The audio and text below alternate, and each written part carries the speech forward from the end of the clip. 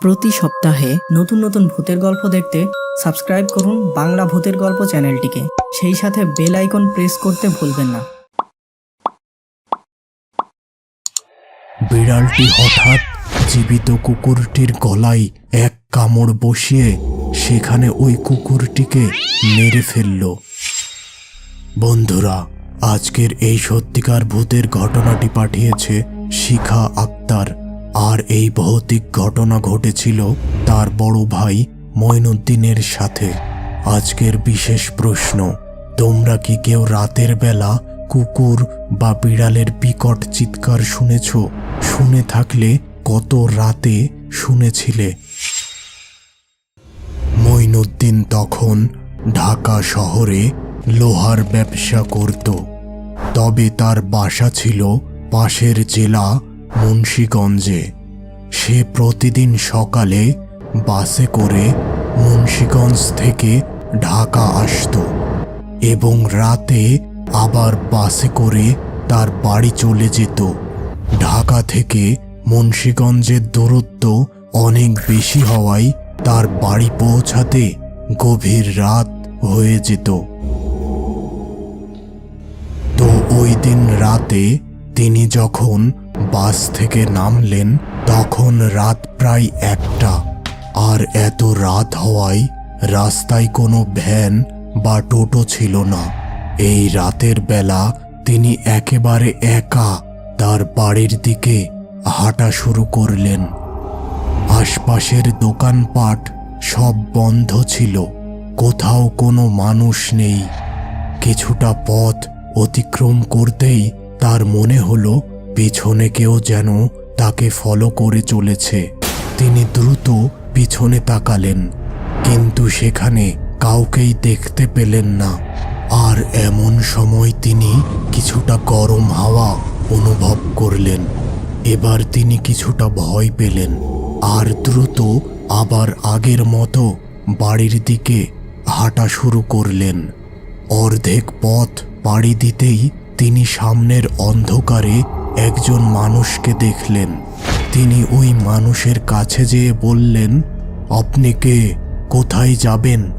আপনি চাইলে কিন্তু আমার সাথে আসতে পারেন। লোকটা কিছু সময় চুপ থেকে বলল, আপনি কোথায় যাবেন? আমার বাড়ি গাউদিয়া গ্রামে যাব। লোকটি কিছু না বলে সোজা তার হাত দিয়ে পাশের একটি দিকে ইশারা করল। মঈনুদ্দিন দ্রুত সেদিকে তাকালো। দুটো কুকুর মারামারি করছে এবং পাশে একটি বড় বিড়াল দাঁড়িয়ে আছে।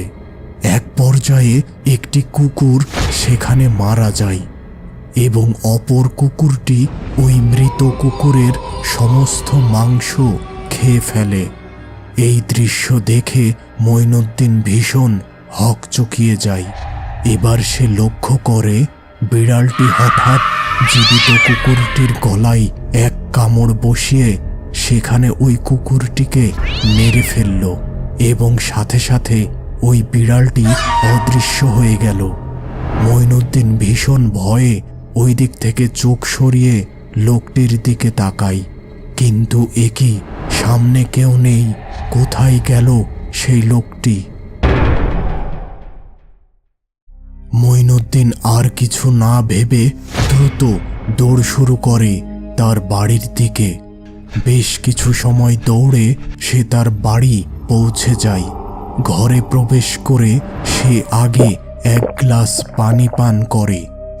এবার রাস্তায় তার সাথে ঘটা সমস্ত কিছু তার স্ত্রীকে জানায়। এ কথা শুনে তার স্ত্রীও ভীষণ অবাক ও ভয় পায়। ঘড়িতে সময় তখন রাত 2:30। হঠাৎ কান্নার শব্দে ঘুম ভেঙে গেল মঈনুদ্দিনের। সে ভাবল তার ছেলে মেয়েরা হয়তো কান্না করছে।